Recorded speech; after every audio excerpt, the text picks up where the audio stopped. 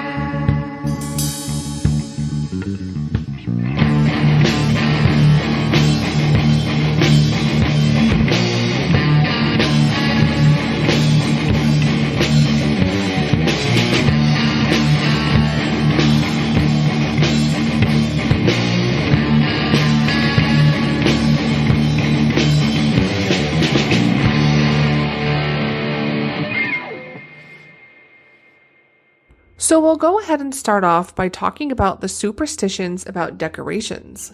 I love decorating the house for Christmas.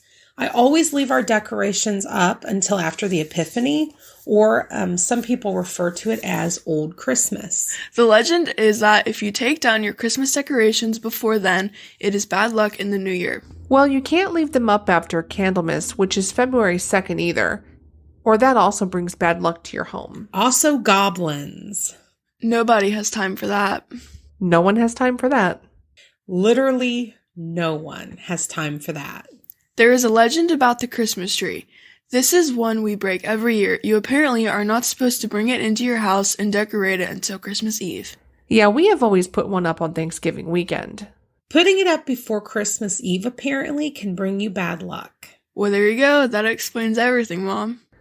Folklore says that having greenery and green branches in your home at the end of the year is a way to make sure you have lots of luck with greenery in the new year. Well, we all know I can use all the help that I can get because I have a black thumb when it comes to gardening. There's also a superstition that what you dream on the 12 days of Christmas between Christmas and the Epiphany will come true in the new year. That's an interesting one. There is also a link between the weather on the 12 days of Christmas and what the weather is going to be in the coming year. Yeah, supposedly whatever the weather is on the days between Christmas and January 6th is how the weather will be on that corresponding month. That's crazy. I'll have to keep a record of it this year and see if that's right.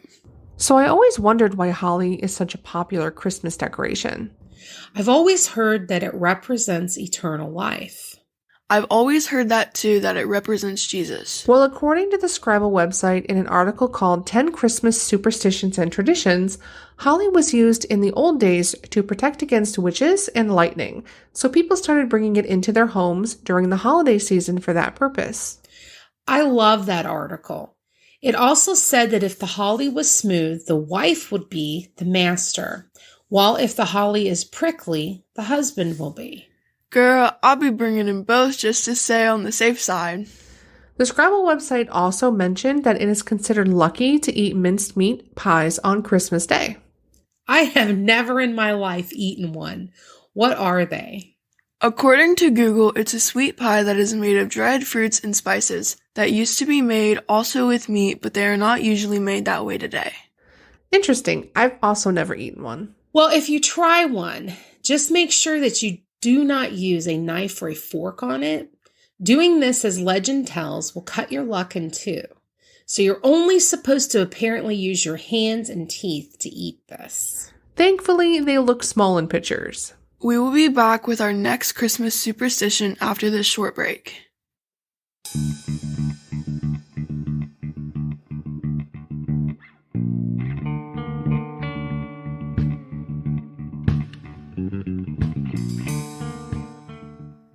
Our podcast is growing, and it's so exciting to see all of our new followers on social media and the many downloads of our podcast. Most of our listeners come from iHeartRadio. However, we are on all the major podcast platforms. If you like what you hear, please don't forget to give us a 5-star rating on whatever podcast platform you are listening to us through. Your comments and likes help others find us. Thank you for tuning in to the Hoosier Myths and Legends. Now back to our show.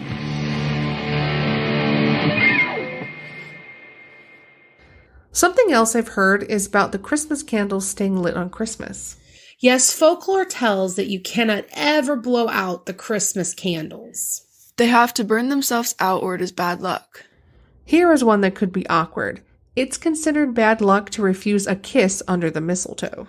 Yes, if you say no, you will have bad luck. But there is a loophole, ladies. The man is supposed to give you one of the berries. If he doesn't, then no kiss. Also, once all the berries are gone, then the kissing can stop.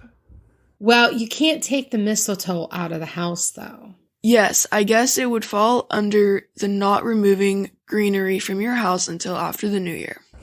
I found one about plum pudding. And I don't think I've ever had plum pudding. Me either. What's the legend about the pudding? Everyone in the home must help stir it 3 times and make a wish. You also can't tell anyone what you wished for. It won't come true if you do. Also, if you do not help stir, you won't find a husband in the new year. Aunt Mary, let's find a recipe for plum pudding and get to stirring. We need to find you a husband. That's okay, I'm good.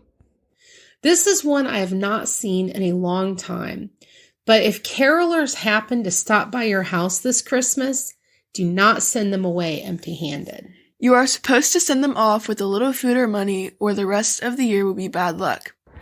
The next superstition is about giving shoes as a present. Well, this is one that I have definitely broken. Why can't you give shoes as a Christmas present?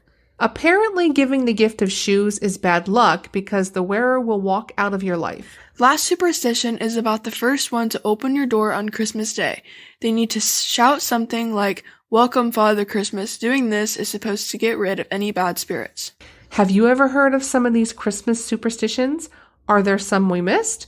What Christmas folklore is a tradition in your holiday home?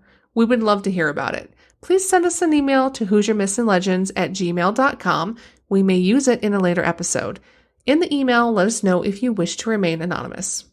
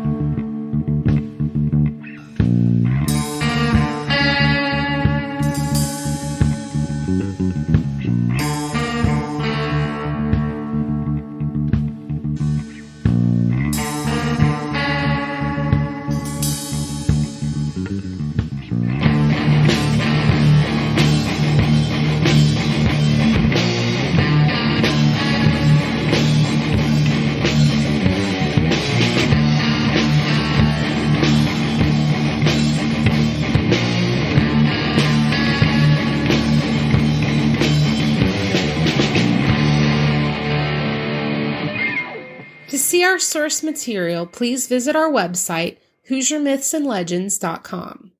Please find us and follow us on Facebook or on Instagram. Our theme song was written and recorded by Wet Blanket. The song title is Taxidermy Race Car. Wet Blanket is frontman Joseph Carpenter, lead guitar Earl Wilhelm, rhythm guitar Joshua Carpenter, bass Parker Warman, and drums Christian Kittle. As always, stay spooky.